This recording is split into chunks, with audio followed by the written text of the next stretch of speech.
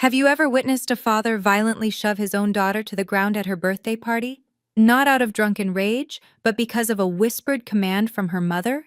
127 of Boston's most powerful people watched it happen. They saw me crash onto cold marble, blood trickling from my lip, designer dress torn. But what made their champagne glasses freeze mid-sip wasn't the violence, it was my laughter. That slow, deliberate chuckle that escaped as I lay there, staring up at the crystal chandelier that cost more than most people's homes. Because in that moment, as my adoptive parents stood over me with triumph in their eyes, they had no idea they'd just triggered the complete destruction of their 3.2 billion empire. Hello, I'm Elise Harrington, 29 years old, and this is the story of how 4 years of meticulous planning turned my own birthday party into the most explosive courtroom Boston never saw coming. If you're watching this, please subscribe and let me know where you are watching from. The Harrington estate in Beacon Hill stood like a monument to old money.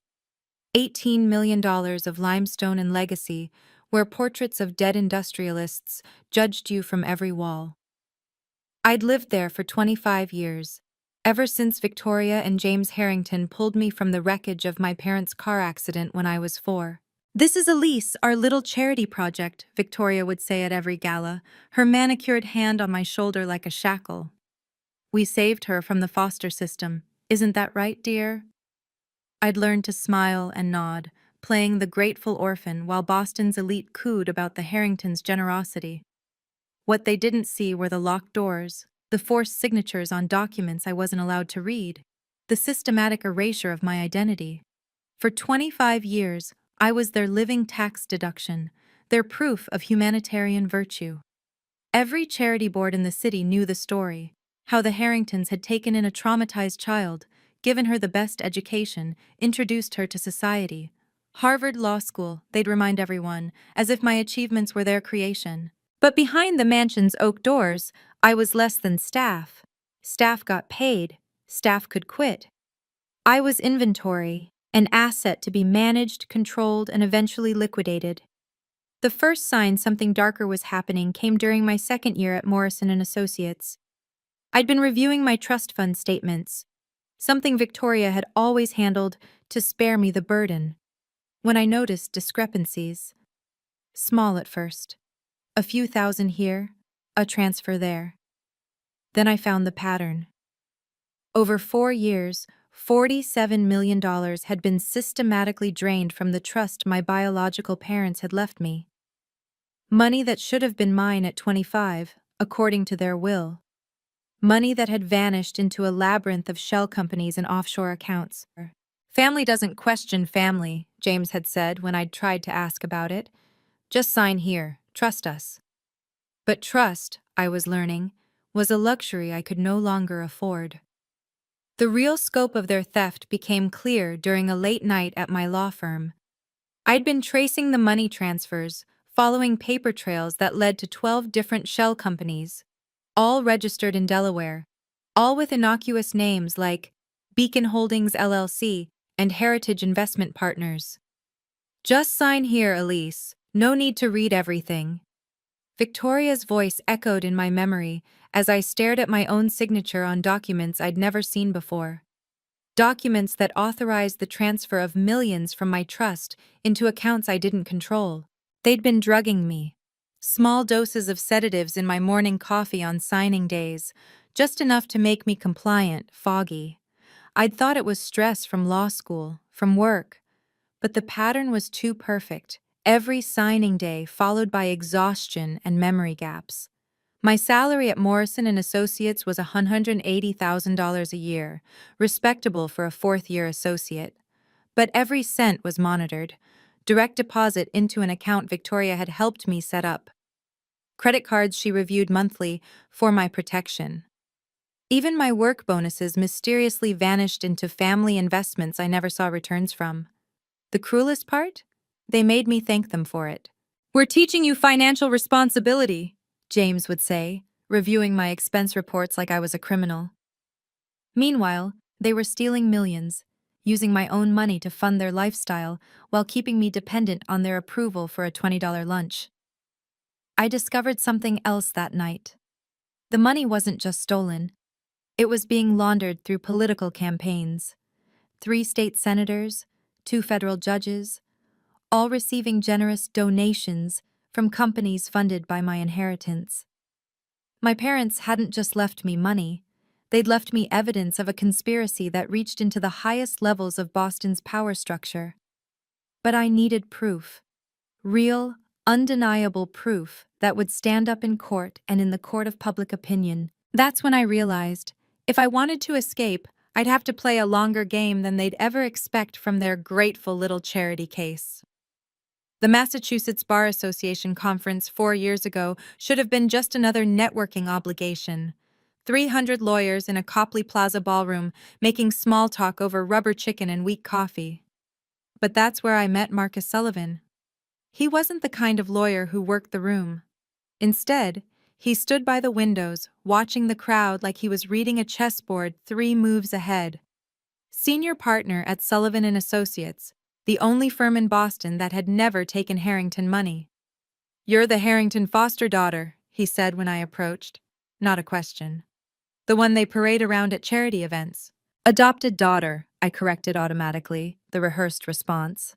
His eyes narrowed. "Is that what you tell yourself? Or what they tell you to say?" Something in his tone made me really look at him. 62 years old, built like a boxer who'd gone to Yale, with scars on his knuckles that said his education hadn't all come from books. "I've seen this before," he said quietly. "The micro-expressions when they mention your name, the way you flinch when Victoria touches you, the practiced smile that never reaches your eyes." My chest tightened. 25 years of perfect performance, and this stranger had seen through it in minutes. "If you ever want to talk," he slipped me his card, "about anything, legal matters or otherwise." That night, I did something I'd never done before. I called him. "First rule," Marcus said when we met at a diner in Southie, far from Beacon Hill's surveillance. "If you want to escape them, you need evidence, not suspicions, not feelings. Evidence that would hold up in federal court." He taught me about RICO statutes, about financial forensics, about the difference between civil and criminal liability, but most importantly, he gave me something I'd never had. An ally who saw the Harringtons for what they really were. "They're going to escalate when they sense you pulling away," he warned. "People like them always do. So when they do, and they will, you need to be ready to document everything." That's when he gave me the first recording device. Tiny, magnetic, designed to look like a button. Every conversation, every threat, every forced signature. "You're building a case, Elise. And when you're ready, we're going to burn their whole kingdom down." For the first time in my life, I had hope. And a plan. The full scope of what I stood to lose became crystal clear 6 months into building my case. Marcus had connected me with a forensic accountant who worked off the books, tracing money flows through encrypted channels the Harringtons thought were invisible. $47 million, she said, sliding a folder across the table at our meeting in a Chinatown restaurant, withdrawn over 4 years through 163 separate transactions, small enough to avoid federal reporting requirements, frequent enough to drain you dry. But it wasn't just theft. The money had been washed through a network that made my stomach turn. 3 state senators, Morrison, Blackwood, and Reeves, had received $2.3 million each through consulting fees from companies that existed only on paper, companies funded entirely by my inheritance. "There's more," the accountant continued. "The federal judges, Harper and Steinberg, they've been getting quarterly payments through a real estate investment trust. Your money bought their vacation homes in the vineyard." The implications were staggering. This wasn't just about my trust fund, it was about purchased influence at every level of Massachusetts government. My parents' money, meant to secure my future, had instead built a corruption network that controlled courts, legislation, and law enforcement. But here was the kicker. Federal RICO statutes had a 5-year limit. In 72 hours, the first transactions would age out of prosecution range. Every day I waited, another piece of evidence became legally worthless. If you don't file by Monday, Marcus had warned, you lose $8 million worth of claims. By December, that number hits $20 million. The Harringtons must have known. That's why Victoria had been pushing so hard lately, insisting I sign new power of attorney documents for estate planning purposes. Then I intercepted an email meant for James. Dr. Thompson, a psychiatrist who'd never examined me, had already prepared commitment papers. The diagnosis? Delusional disorder with paranoid features. The recommendation? Immediate involuntary commitment for my own safety. She's become obsessed with conspiracy theories about the family finances, the report read. She poses a danger to herself and potentially others. They were going to have me declared mentally incompetent. Once that happened, Victoria would gain full control of whatever remained of my inheritance. My testimony would be worthless. My evidence would be dismissed as the ravings of a disturbed mind. The commitment hearing was scheduled for November 16th, the day after my birthday party. That's when I realized the party wasn't a celebration. It was meant to be my last public appearance as a legally competent adult. Whatever they planned to do there would be witnessed by Boston's most powerful people, all of whom would testify that I'd seemed disturbed or erratic. I had one chance, one night, and if I failed, I'd lose more than money.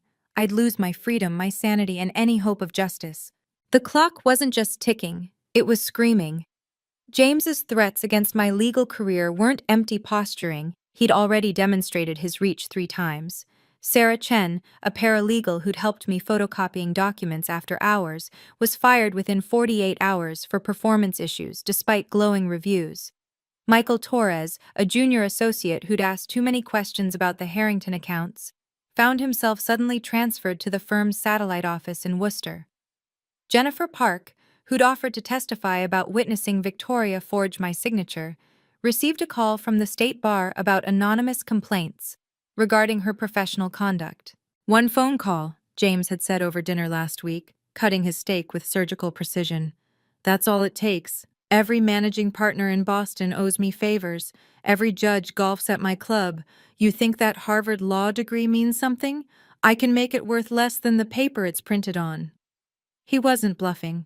I'd already been mysteriously passed over for partnership track, despite billing more hours than any other fourth-year associate. My name had been removed from a high-profile class action case without explanation. 14 firms, from white shoe establishments to boutique practices, had rejected my applications with identical language about not being the right fit. The Harrington reach extended beyond Boston. Through their connections, they'd poisoned wells in New York, D.C., even Los Angeles. Email threads I'd managed to hack showed coordinated efforts to blacklist me nationwide. She's unstable, Victoria had written to the managing partner of Cromwell and Associates. We've tried to help her, but she has paranoid tendencies. Hiring her would be a liability risk. But yesterday, everything shifted. An encrypted email appeared in my personal account, one the Harringtons didn't monitor. The sender: Special Agent Diana Walsh, FBI Financial Crimes Division. Ms. Harrington, we've been investigating irregularities in campaign finance records that trace back to accounts connected to your trust fund.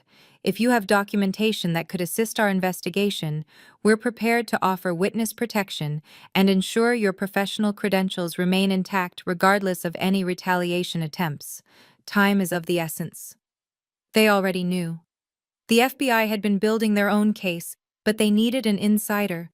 Someone with access to family records, private conversations, internal documents. They needed me. Marcus had been right all along. This was bigger than family theft. It was a federal conspiracy case waiting to explode. And I held the detonator. I typed my response carefully. I have 1,947 pages of documentation, 234 audio recordings, and 89 witnesses ready to testify. I can provide everything Monday morning, November 16th. Her reply came within minutes. Understood. Whatever happens between now and then, document everything. We'll be monitoring. The birthday party was tomorrow. The commitment hearing the day after. But now I had federal backup waiting in the wings. The Harringtons thought they were closing a trap. They had no idea they were walking into one. Have you ever been trapped in a situation where standing up meant losing everything, but staying silent meant losing yourself?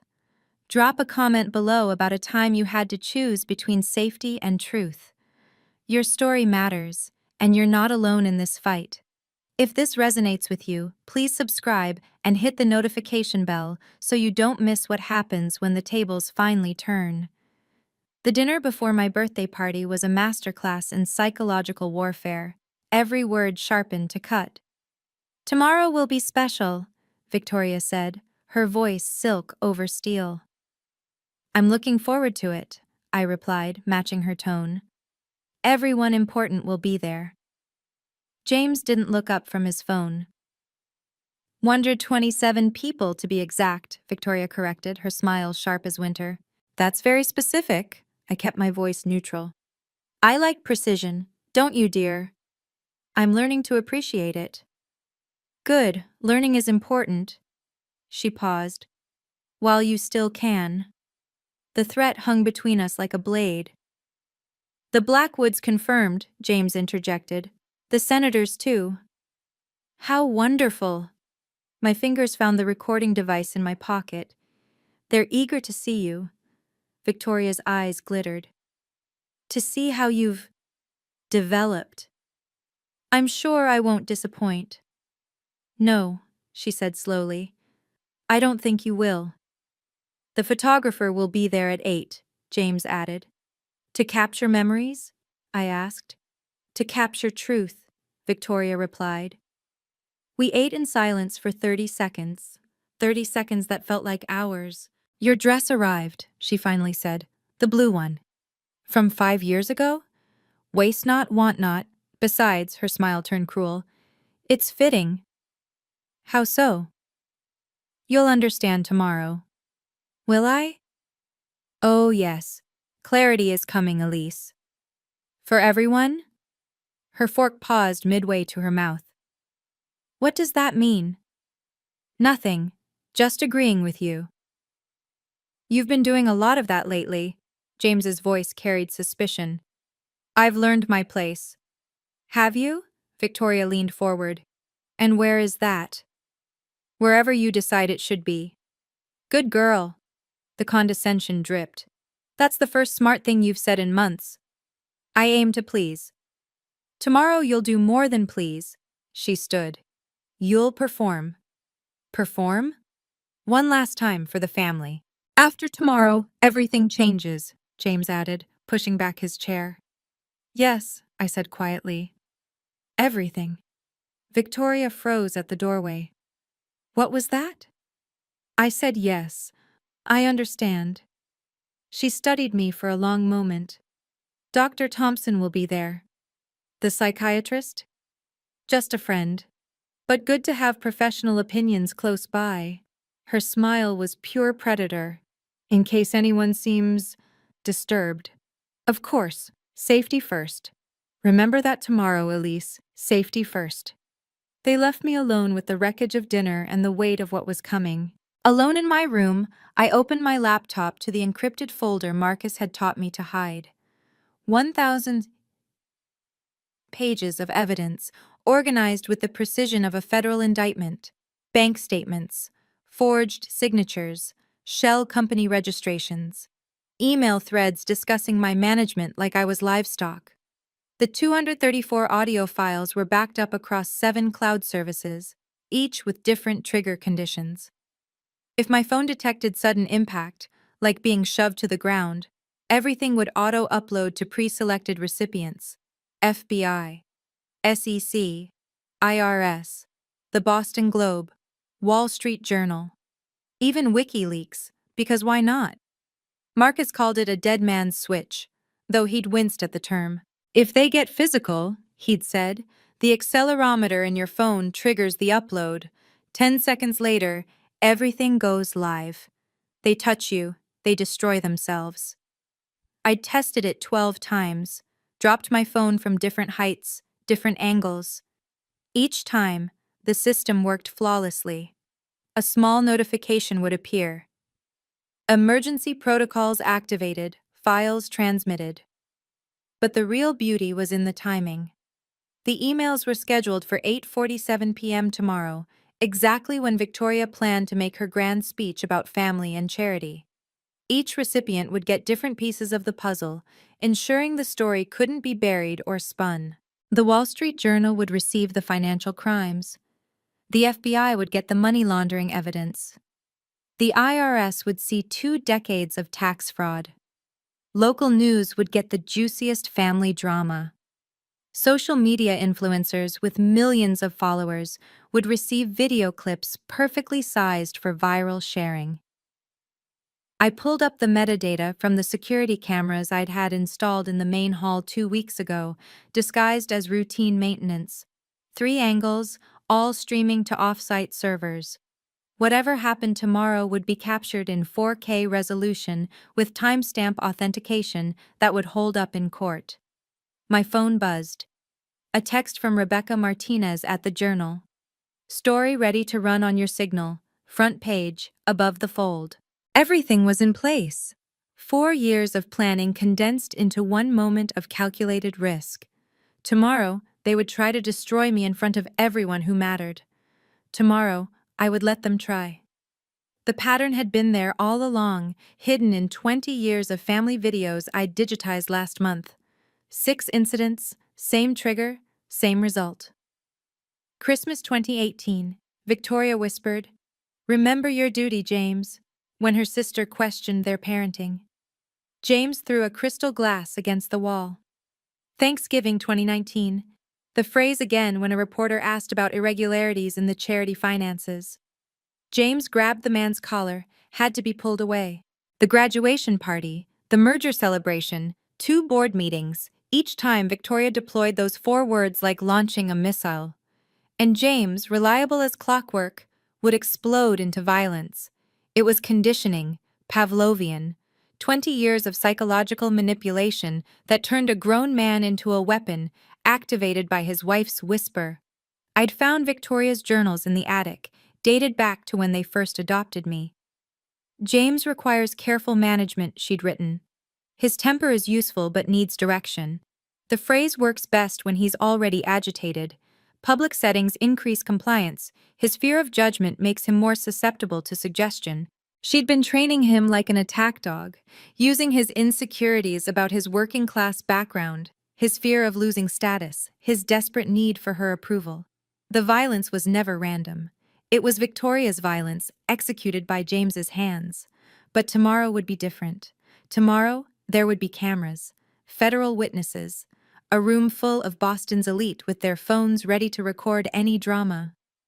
The newest security footage from the main hall showed something interesting. The camera angles I'd requested captured not just the center of the room, but the corners where Victoria typically stood during speeches. The audio pickup was studio quality, able to capture whispers from 30 feet away. If she whispered to James tomorrow, when she whispered to James tomorrow, it would be recorded. The trigger phrase, the command, the resulting violence, all documented with timestamp verification that would prove premeditation. I pulled up the criminal code on my laptop. Assault with conspiracy. Aggravated assault in front of witnesses. If James touched me after Victoria's command, it wouldn't just be family drama. It would be evidence of systematic abuse, captured in perfect clarity, automatically distributed to law enforcement before anyone could delete or deny. 20 years of conditioning had made James a loaded gun. Tomorrow, Victoria would pull the trigger, and the recoil would destroy them both. My phone lit up with an encrypted message from Rebecca Martinez.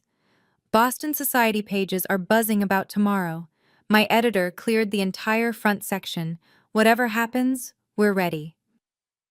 Rebecca had been investigating the Harringtons for 2 years, following a tip about campaign finance violations that led her into a maze of shell companies and political payoffs. When Marcus connected us 6 months ago, she nearly cried seeing my documentation. "This is Pulitzer material," she'd said, scanning through the evidence. "But more importantly, this is justice." She wasn't alone. The network Marcus had helped me build was extraordinary. 89 witnesses ready to testify, each with their own piece of the puzzle.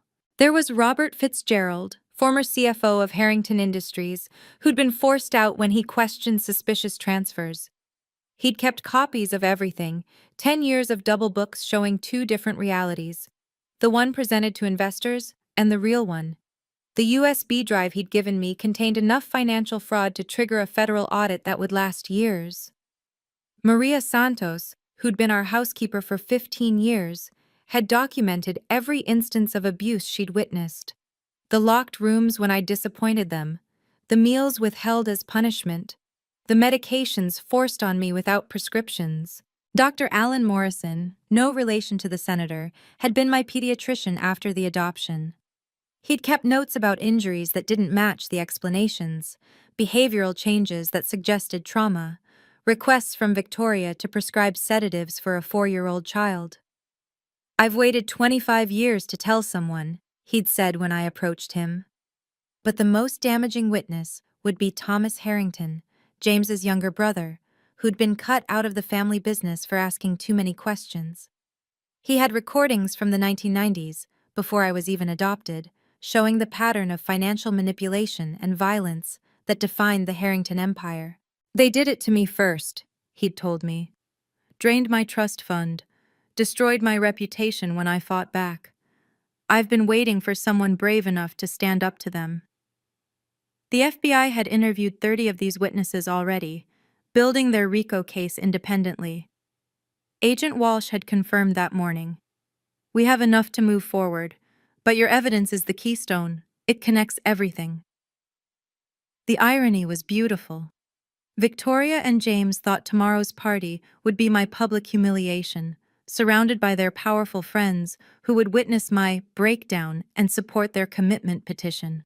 Instead, they'd invited 127 potential witnesses to their own destruction, judges who would have to recuse themselves from future proceedings, politicians who would distance themselves from the scandal, society figures who would provide detailed accounts of whatever violence occurred.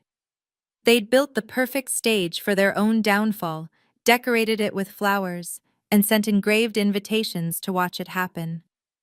The Harrington Industries Board had one vulnerability they'd never imagined would matter. Section 14.3 of their corporate bylaws, which James himself had insisted upon after a rival's scandal in 2015. Any board member or executive who commits an act of violence at a company-affiliated event shall be subject to immediate termination without severance, and shall forfeit all voting shares to the board's emergency trust. The birthday party, while personal, was being paid for by Harrington Industries as a client entertainment expense. I had the receipts, $500,000 charged to corporate accounts, justified as relationship building with key stakeholders. By their own classification, tomorrow was a company event. Marcus had laughed when he found it. James wrote his own professional death warrant. But there was more. 3 years ago, James had been arrested for assault at a private club in Manhattan. Victoria had made it disappear with money and connections, but the arrest record existed. The victim had signed an NDA in exchange for $2 million. My money, I'd discovered. But NDAs didn't apply to federal criminal investigations. A second arrest for assault would violate his pretrial diversion agreement. He'd face mandatory jail time, no negotiations possible. Then there was Victoria's hidden weakness. She'd been building a case against James for 2 years, preparing for a divorce that would let her take everything. I'd found her lawyer's files hidden in her study, photographs of James with other women, records of hidden assets, even a psychological evaluation suggesting he was unfit to manage finances.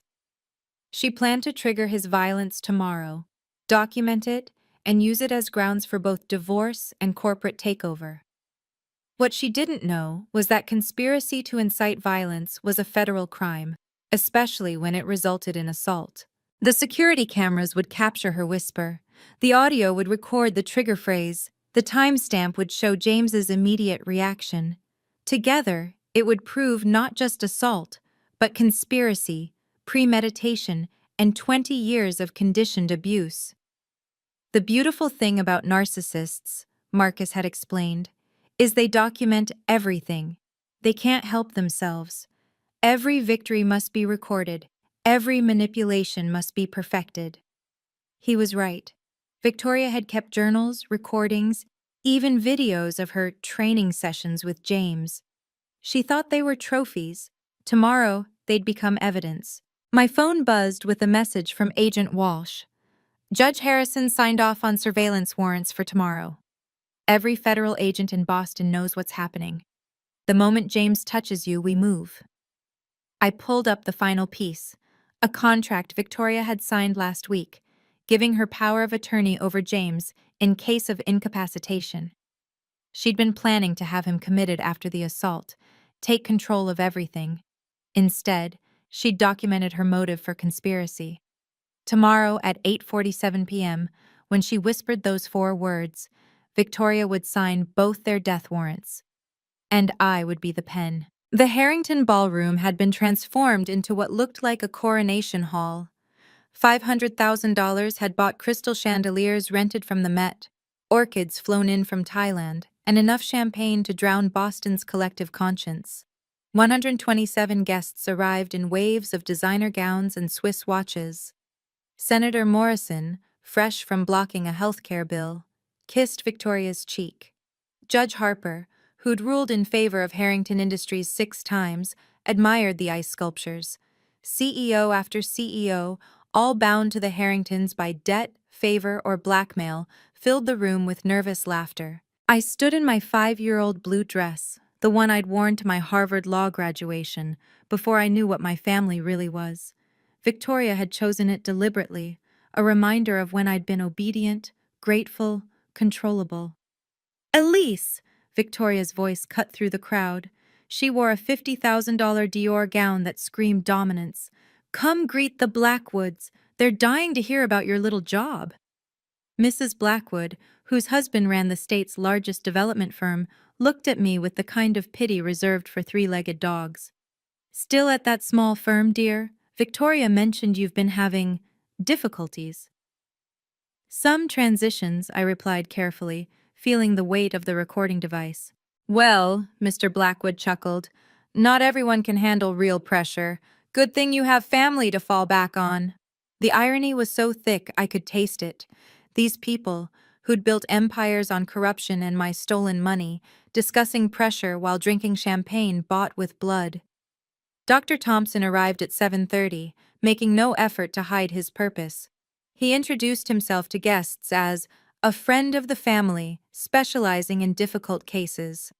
The commitment papers were probably in his briefcase, waiting for Victoria's signal. Elise looks tired, he said loudly to Judge Harper. The stress of maintaining false narratives can be exhausting. Indeed, the judge replied, eyes avoiding mine. Young people today face unique challenges. They were laying groundwork, creating witnesses to my supposed instability. Every conversation felt like testimony being prepared. At 8:15, Victoria clinked her glass. The room fell silent. Before we toast Elise's birthday, she began, her voice carrying perfectly. I want to share something about family, about charity, about the burdens we choose to carry. James stood beside her, his jaw tight, hands clenched. He'd been drinking since 7, unusual for him. Victoria had been pouring his drinks herself, each one stronger than the last. The cameras were rolling, the phones were recording, the stage was set. 25 years ago, Victoria continued, her voice dripping with false warmth, James and I made a decision that changed our lives. We took in a broken, traumatized child who had nothing. The crowd murmured appreciatively. I saw phones lifting, recording what they thought would be a heartwarming speech. Elise came to us damaged. Victoria emphasized the word like driving a nail. 4 years old, covered in her parents' blood, unable to speak for months. The doctors said she might never recover. This was new. She'd never mentioned blood before, never claimed I'd been unable to speak. She was rewriting history for her audience, painting me as more broken than I'd ever been. We spent millions on therapy, education, opportunities. Her eyes found mine across the room. Harvard wasn't cheap. Neither were the mistakes along the way. Mistakes? Senator Morrison asked, playing his part. Oh, the broken items, the tantrums, the incidents. Victoria sighed dramatically. Raising someone else's child is the ultimate charity, but it requires infinite patience. James shifted beside her, his face flushed from alcohol and building rage. His eyes kept darting to me, then away, like he was fighting something inside himself. Some people, Victoria continued, no matter how much you give them, remain fundamentally ungrateful. They bite the hand that feeds them. They spread lies about those who saved them. The room's atmosphere shifted. This wasn't a toast, it was a public execution. We've recently discovered that Elise has been making disturbing accusations about our family, Victoria announced. Paranoid fantasies about stolen money, conspiracies, abuse that never happened. Gasps rippled through the crowd. Dr. Thompson stepped forward slightly, ready to play his role as the concerned psychiatrist. It breaks our hearts, James slurred, the alcohol thick in his voice. After everything we've done. Which is why, Victoria's voice hardened, we've made the difficult decision that Elise needs professional help, real help, the kind that requires commitment. The word hung in the air. Everyone understood what she meant. But first, she raised her glass. Let's toast the birthday girl. Elise, come here. It wasn't a request. 127 pairs of eyes turned to me, waiting to see if I'd comply. The cameras kept rolling. The recordings continued. I walked forward, each step measured, my phone heavy in my pocket, the accelerometer armed and ready.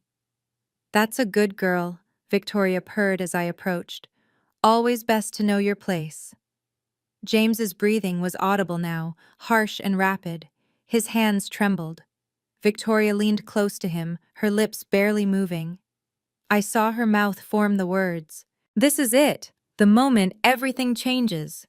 What do you think happens when a narcissist's perfect plan backfires in front of everyone they're trying to impress? Drop your prediction in the comments below. If you're holding your breath right now, imagine how I felt standing there.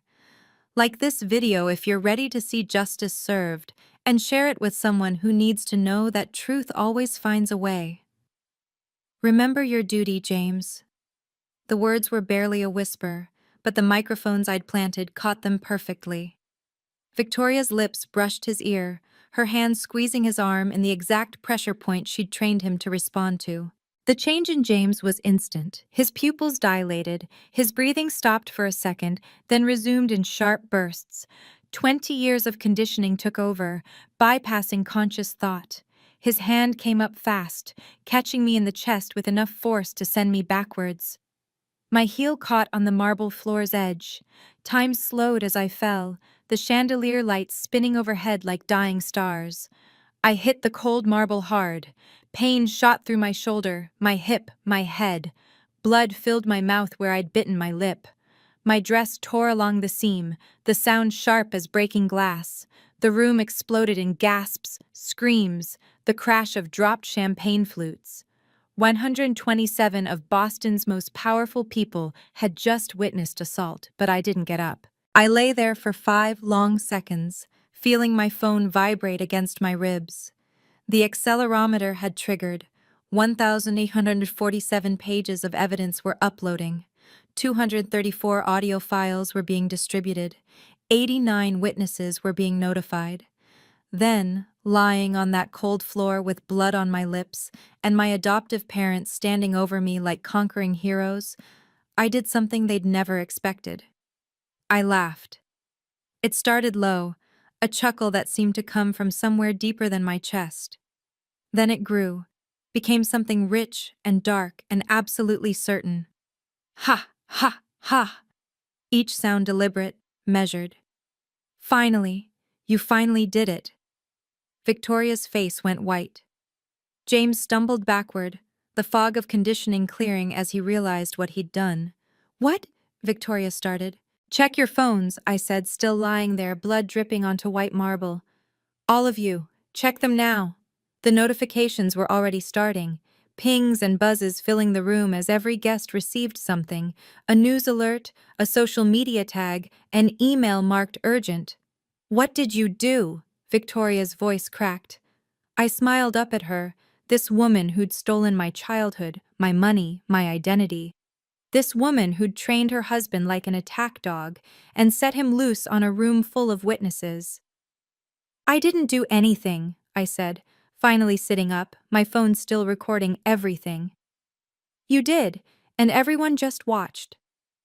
The first scream came from Senator Morrison's wife, staring at her phone in horror. The dominoes had started falling. I stood slowly, deliberately, brushing marble dust from my torn dress. Blood still trickled from my lip, and I let it. Every camera in the room was on me now. Phones, security feeds, and the news crew that Rebecca Martinez had snuck in as event photographers. "Thank you, James," I said, my voice carrying across the silent ballroom. "You just gave me exactly what I needed." My phone buzzed again. I pulled it out, showing the screen to the room. Emergency protocols activated. Files transmitted to 47 recipients. "You're insane," Victoria hissed. "Dr. Thompson, she's having an episode." "No," I interrupted. "But you might want to check your email, doctor. The Massachusetts Medical Board just received an interesting package about pre-signed commitment papers for a patient you've never examined." Thompson's phone chimed. His face went gray as he read. 15 news organizations just received 1,847 pages of documentation, I announced, walking toward the projection screen Victoria had used for her speech. Financial records, forged signatures, shell companies, money laundering through campaign donations. I connected my phone to the screen. The first document appeared. A bank transfer authorization with my forged signature, dated when I was 12 years old. That's fabricated," James stammered. "Is it?" I swiped to the next image. "This is from Harrington Industries' internal audit. Your own CFO documented it before you fired him. Robert, would you like to comment?" Robert Fitzgerald stepped out from behind a pillar where he'd been waiting. "Every word she's saying is true. I have 10 years of records proving systematic theft." The room erupted. Senator Morrison was already heading for the door, but found FBI agents blocking his path. "Oh, did I mention?" I continued, my voice steady despite the pain. "The FBI has been watching this party. Agent Walsh, I believe you have something to say?" Diana Walsh entered with 6 other agents, her badge gleaming. "James Harrington, you're under arrest for assault. Victoria Harrington, you're under arrest for conspiracy to commit assault, wire fraud, and violations of the RICO Act." "This is ridiculous," Victoria shrieked. "We're her parents. We saved her." "No," I said, swiping to the next document, the real police report from my parents' accident. "You killed them. This is the toxicology report showing my father was drugged before the crash. The same sedatives you've been giving me for 20 years, the prescription in your name, Victoria." The silence was absolute. Every transaction, every forged document, every crime, it's all being published as we speak. I looked at the crowd of complicit elite, including the names of everyone who benefited. Phones began ringing frantically, lawyers being called, PR teams being awakened. The empire was crumbling, and everyone could hear it fall. The projection screen lit up with a web of financial transactions that looked like a spider's web made of numbers. Each strand led back to my trust fund, and each connection had a name attached. $47 million, I announced, zooming in on the total. Stolen over 4 years through 163 separate transactions. But that's not the interesting part. I clicked to the next slide. "Beacon Holdings LLC, that's you, Senator Morrison. $2.3 million for consulting services that never existed." Morrison's wife was pulling at his arm, trying to leave, but the FBI agents weren't moving. "Heritage Investment Partners, Judge Harper, that's your vacation home in Martha's Vineyard, bought with my inheritance. The same money you used to rule in Harrington Industries' favor 6 times. Harper dropped his champagne glass. It shattered on the marble, the sound like a gunshot in the silence. "Should I continue?" I asked, swiping through more documents. "There are 12 shell companies, 3 senators, 2 federal judges, 1 governor's chief of staff, all funded by a murdered couple's orphaned daughter." Victoria lunged toward me, but Agent Walsh caught her arm. I wouldn't do that, Mrs. Harrington. These are lies, Victoria screamed. Photoshopped, fabricated.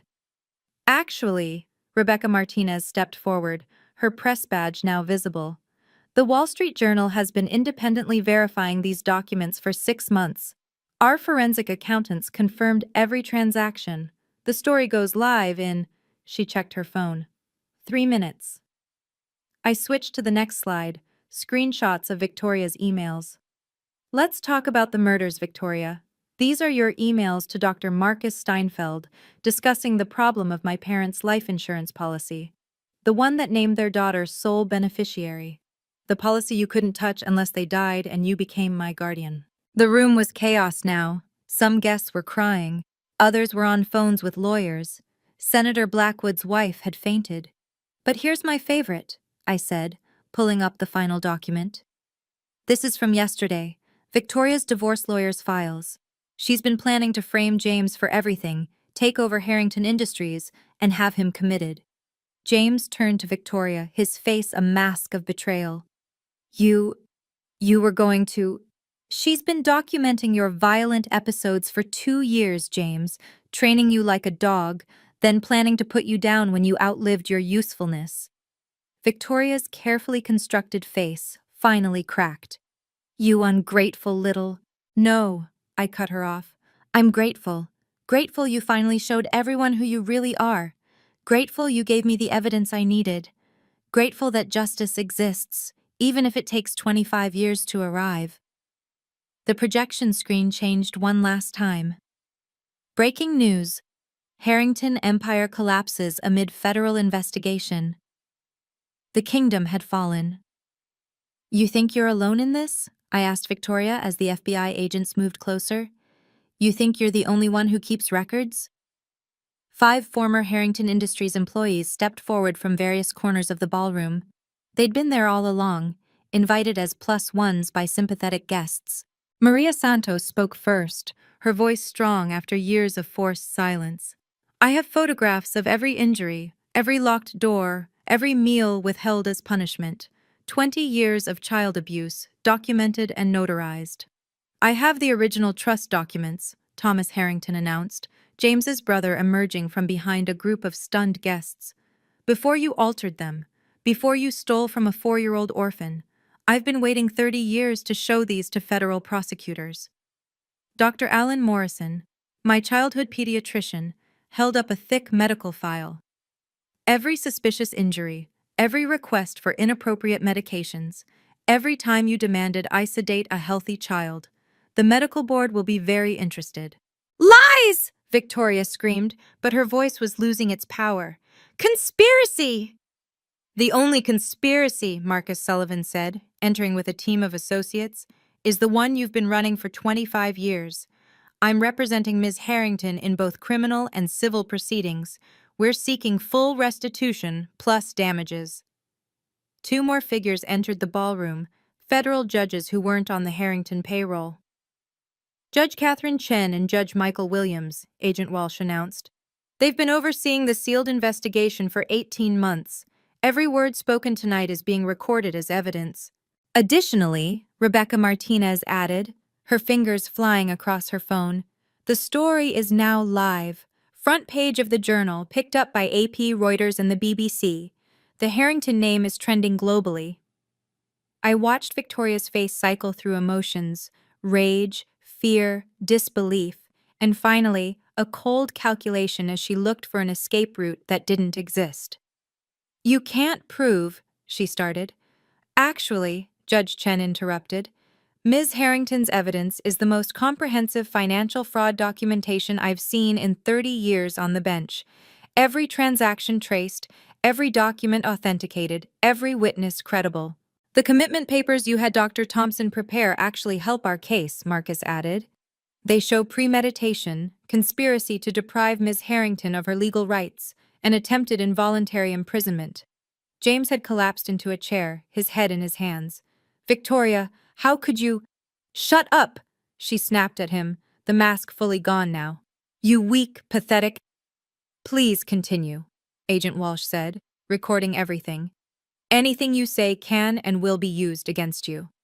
The hunters had become the hunted, and there was nowhere left to run. Agent Walsh stepped forward, her voice cutting through the chaos. James Harrington, you're under arrest for assault and battery, conspiracy to commit wire fraud, and violations of the RICO Act. Two agents moved in, handcuffs gleaming under the chandeliers. James didn't resist. He seemed almost relieved as the metal clicked around his wrists. Victoria Harrington, Walsh continued, you're under arrest for conspiracy, wire fraud, money laundering, and murder in the first degree of Catherine and William Brennan. Murder? The word rippled through the crowd. The toxicology reports Ms. Harrington provided, combined with your documented purchase of the same sedatives, constitute probable cause. You'll be held without bail pending trial. As the handcuffs touched Victoria's wrists, her phone rang. She couldn't answer it, but I recognized the ringtone, the board of directors' emergency line. Marcus answered his own phone, listened, then announced, "The Harrington Industries Board has convened an emergency session. Effective immediately, James Harrington is terminated for cause under Section 14.3 of the Corporate Bylaws, violence at a company event. All voting shares are transferred to the emergency trust." "No!" James shouted. "This is my company, my father's company." "Was," Marcus corrected. "The board has also voted to freeze all corporate accounts pending federal investigation. Victoria's signing authority is revoked." Another phone rang, Senator Morrison's. His aide answered, went pale, and whispered urgently in his ear. "What do you mean the Times has everything?" Morrison hissed. More phones, more panic. The dominoes weren't just falling. They were creating an avalanche. Rebecca Martinez held up her phone, showing a rapidly climbing number. The video of James pushing Elise has been viewed 2.3 million times in the last 10 minutes. #Harrington assault is trending worldwide.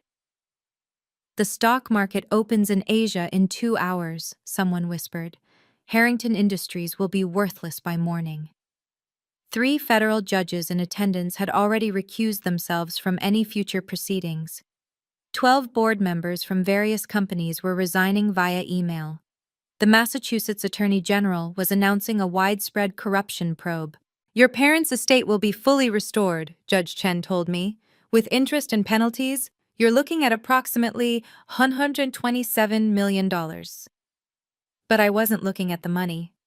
I was watching Victoria's face as she realized her entire world, built on my parents' bodies and my stolen childhood, was collapsing in real time. "This isn't over," she hissed at me as agents led her away. "You're right," I replied. "This is just the beginning. The trial will be spectacular." The ballroom doors closed behind them with a sound like the sealing of a tomb. Within an hour, the Harrington empire collapsed like a house of cards in a hurricane. Bloomberg broke the news at 9:43 p.m. Harrington Industries stock futures plummet 40% on fraud allegations. By 10:15, it was down 60%. Trading was halted, but everyone knew it was too late. 8 major partners canceled contracts via emergency conference calls. Westfield Development pulled their $200 million project. Boston General Hospital ended their pharmaceutical partnership. Even the country club, the one James's grandfather had founded, revoked the family membership. Victoria's phone, now in FBI custody, received 47 emails in 30 minutes. Each one was another resignation, another severed tie, another ally jumping ship. The subject lines told the story. Effective immediately, termination of relationship, cease all contact. "Please," Victoria tried one last manipulation as agents led her past me. "We can make a deal. I have information about the others. Morrison, Harper, everyone. I'll testify." "The FBI already has everything they need," Agent Walsh informed her. "Ms. Harrington's evidence is comprehensive." James looked at me with something like clarity for the first time in years. "The conditioning," he said quietly. "You knew about the conditioning." "I documented everything, James. Every trigger, every response. Your therapy records will help in your defense. Victoria's manipulation might get you reduced charges." "I'm sorry," he said. and for a moment I saw the man he might have been without Victoria's poison. I'm so sorry, but apologies couldn't undo 25 years. They couldn't bring back my parents or return my stolen childhood. The guests were fleeing now, desperate to distance themselves from the scandal. Senator Morrison was on the phone with his lawyer, his wife crying beside him. Judge Harper had already left, but reporters were waiting outside. The Blackwoods were trying to leave through the service entrance, only to find more photographers. Ms. Harrington, Agent Walsh approached me, "We'll need you to come to the federal building tomorrow for a full deposition." "I'll be there at 8 a.m., I confirmed. The ballroom, which had been so perfectly arranged for my humiliation, was now a crime scene. Yellow tape was being strung up, evidence markers placed. The ice sculptures were melting, champagne going flat, Victoria's careful stage direction destroyed. The kingdom hadn't just fallen, it had been obliterated. By midnight, the court had issued emergency orders. I stood in the same ballroom, now empty except for FBI agents and my legal team, as Judge Chen made it official. Given the evidence of systematic theft and fraud, this court appoints Elise Harrington as temporary administrator of all disputed assets, effective immediately. Marcus handed me a folder. "The family accounts are frozen except for your access. The houses, the cars, the investments, you control everything while the criminal cases proceed." "The board wants to meet with you Monday," another lawyer added. "They're hoping you'll consider taking James's position, at least temporarily." I almost laughed. The same board that had ignored my existence for 25 years now wanted me to save their company. "I'll meet with them," I said, "but on my terms." My phone rang, a number I didn't recognize. "Ms. Harrington, this is Amanda Foster from Cromwell and Associates. We'd like to offer you a senior partnership. Name your salary." I declined. 4 more firms called in the next 10 minutes, each offer more desperate than the last. "What will you do?" Marcus asked. "Start my own firm," I decided, specializing in financial fraud and family abuse cases, pro bono for those who can't afford it. Rebecca Martinez was typing furiously. "Can I quote you on that?" "Quote this. The Harrington name is about to mean something different, something better." I walked through the ruined ballroom, my heels clicking on marble now marked with evidence tags.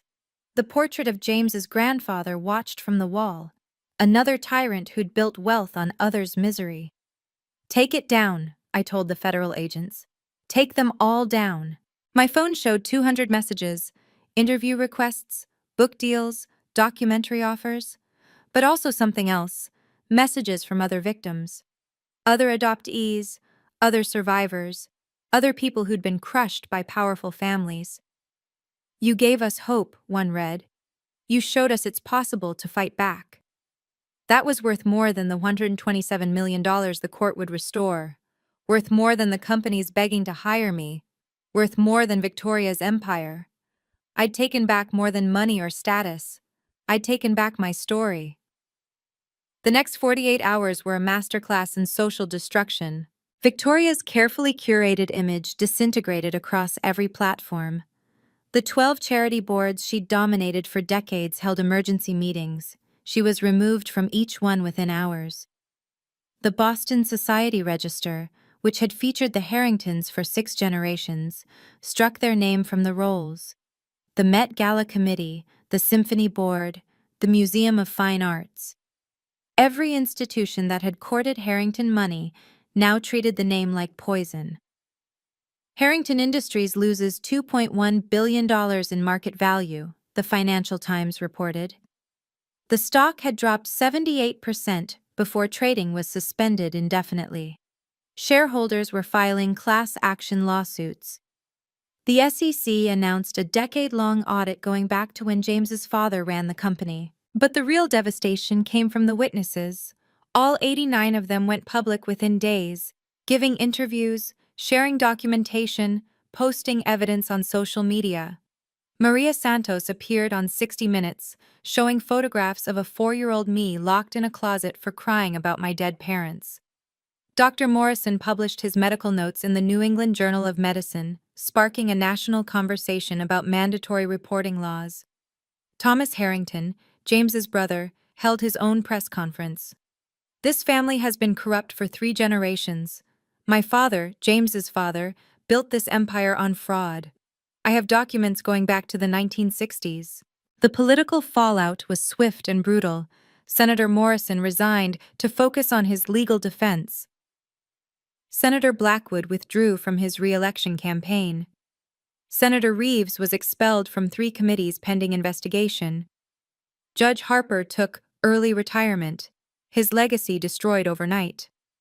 Judge Steinberg fled to his non-extradition home in Switzerland, abandoning his federal pension rather than face charges. The Boston Globe published a series called The Harrington Web, mapping every connection, every payoff, every crime. It would win a Pulitzer, but more importantly, it triggered investigations into 15 other wealthy families suspected of similar crimes. "This is bigger than just the Harringtons," the Massachusetts Attorney General announced. "We're looking at systematic corruption among Boston's elite spanning decades." My phone showed the numbers. 234 audio files had been played 50 million times across various platforms. The video of James pushing me had reached 100 million views. Adult Justice for Elise had generated 2 billion impressions. But the number that mattered most was 47. The number of abuse survivors who'd reached out saying my story gave them courage to pursue their own justice. "You didn't just destroy them," Marcus told me as we watched the news coverage. "You started a revolution." Victoria and James would face trial in 6 months. Federal prosecutors were seeking 20 years for James, life for Victoria given the murder charges. Their lawyers were already discussing plea deals, but the FBI wasn't interested in negotiation. The empire hadn't just fallen, it had been erased from history, except as a cautionary tale. The ripples spread far beyond Boston. 3 state senators from Connecticut, New York, and Rhode Island announced sudden resignations after journalists connected them to Harrington money. A federal investigation called Operation Broken Trust expanded to include 43 politicians across New England. The FBI established a dedicated task force with 50 agents working full-time on cases stemming from my evidence. Massachusetts passed Elise's Law in emergency session, the strongest protection for adopted children in the nation. It required quarterly welfare checks, independent financial audits, and mandatory reporting of any signs of abuse. 7 other states announced similar legislation within a week. The documentary offers kept coming, but it was the call from Samantha Reed that stopped me cold. She was 17, living with adoptive parents in Chicago who'd been draining her trust fund. "Your story saved my life," she said through tears. "I showed your video to my teacher. She called the police. They found everything. The forged signatures, the stolen money, all of it. By week's end, I'd heard from 200 similar cases. Marcus helped me establish the Brennan Foundation, named for my biological parents, with an initial funding of $10 million from the recovered assets. We would provide free legal services to adoptees and foster children facing financial exploitation." Harrington Industries, meanwhile, was being dissected and sold piece by piece. The board begged me to take over, to save what could be saved. I agreed to one meeting. "You want me to save a company built on blood money?" I asked the 12 board members who'd enabled James for years. "The same company that funded my abuse?" "The employees," the interim CEO pleaded. 3,000 people who had nothing to do with this. That was the leverage they thought they had, but I'd already thought of that. "I'll buy the company," I announced, "for $1. In exchange, I'll guarantee all employee pensions and jobs for 2 years while we restructure." But the Harrington name dies today. The company will be rebuilt as Brennan Industries, and 50% of profits will go to victims of financial abuse. They had no choice. The company was worthless without my intervention, and they knew it. The sale was finalized in 72 hours. The first act of Brennan Industries was to establish a $100 million victim compensation fund. The second was to fire every executive who'd been complicit in the Harringtons' crimes. From the ashes, Rebecca Martinez wrote in her follow-up story, Elise Harrington has built something unprecedented, justice that pays dividends. But the real change was in the hundreds of messages flooding in daily. Survivors finding courage, lawyers offering pro bono help, journalists investigating similar cases. One message stood out from a federal prosecutor. You've given us a template to take down corrupt dynasties nationwide. The Harrington case is now required reading at Quantico. The revolution wasn't just starting, it was spreading like wildfire. The cease and desist letter was hand-delivered to Victoria in federal detention and to James at the minimum security facility where he awaited trial. No contact for 5 years, I'd instructed Marcus.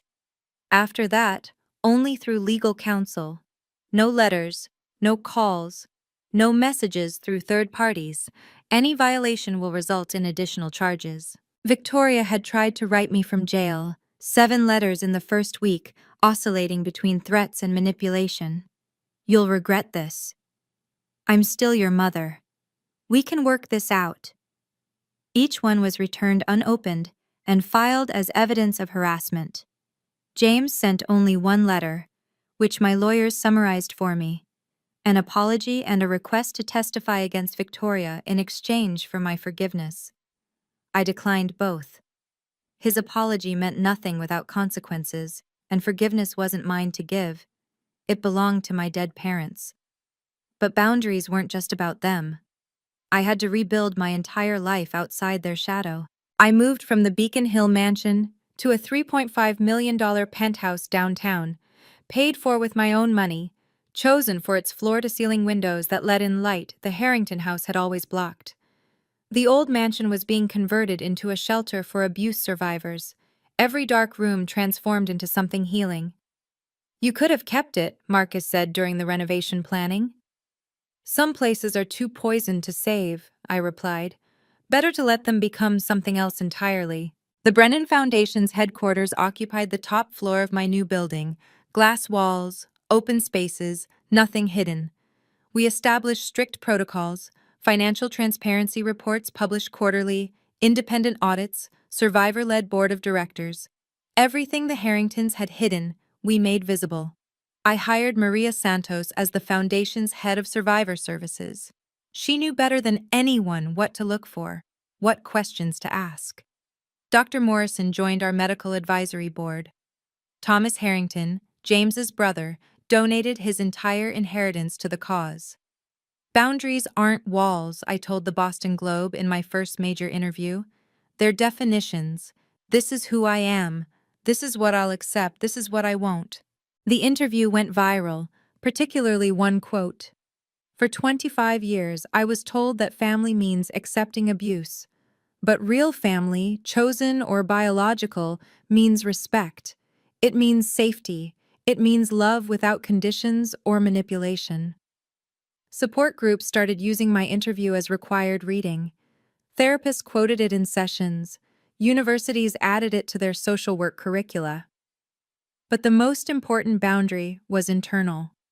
Every morning, I looked in the mirror and reminded myself, you are not what they did to you. You are what you chose to become despite them. The Harringtons had tried to make me nothing. Instead, I'd become everything they feared, independent, powerful, and absolutely beyond their control. 1 year later, I stood in the offices of Brennan Legal. My firm had generated $10 million in revenue, while taking 60% of cases pro bono. We'd helped 47 families recover stolen assets, removed 23 children from abusive situations, and put 12 perpetrators behind bars. The Times wants to know if you'll comment on the verdicts, my assistant informed me. Victoria had been sentenced to life without parole for the murders of my parents, plus 45 years for financial crimes. She'd aged a decade in a year, her designer facade crumbling into something hollow and bitter. James got 12 years with possibility of parole in 7. The jury had accepted that Victoria's psychological manipulation was a mitigating factor, though not an excuse. No comment, I decided. The verdicts speak for themselves. My book, Blood Money, a memoir of survival, had spent 30 weeks on the bestseller list. Every penny of the $5 million advance went to the foundation. The documentary had won 3 Emmys. The podcast series had 50 million downloads. But none of that was about me anymore. It was about the movement we'd started. "You have a visitor," my assistant added. "Says she's from Seattle." The woman was 35, professionally dressed, but with tired eyes I recognized. Another survivor. "My adoptive parents run a tech company," she began. "They've been stealing my patents, claiming my work as theirs. I have evidence, but no one believes me because they're so respected." "We believe you," I said simply.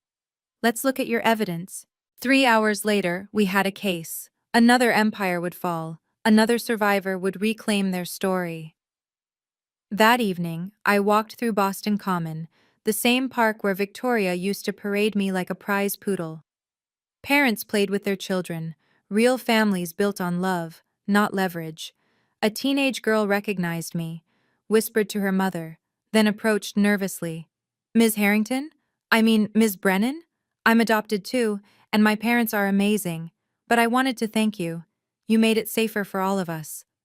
That was the real victory. Not the money recovered or the criminals jailed, but the systemic change. Adoption agencies had implemented new safeguards. Courts had established oversight protocols. Laws had been rewritten. As I stood in my penthouse that night, looking out at the city lights, I thought about my biological parents, Catherine and William Brennan, who died when I was 4 but somehow left me everything I needed. Not just money, but evidence of their love. Proof that I'd been wanted, chosen, cherished. The Harringtons had tried to erase them, to make me forget I'd ever been loved properly. They'd failed. Sometimes you have to fall all the way to the ground to realize you were always meant to fly. Sometimes you have to lose everything to discover what's really yours. Sometimes you have to laugh in the face of evil to remember that you're good. My story ends here, but yours might be just beginning. If you're trapped in a toxic situation, remember, evidence is power, boundaries are your right, and truth always finds a way. Subscribe to hear more stories of survival and triumph. Comment strength if this story resonated with you, and share it with someone who needs to know they're not alone. Thank you for witnessing my journey. Now go write your own.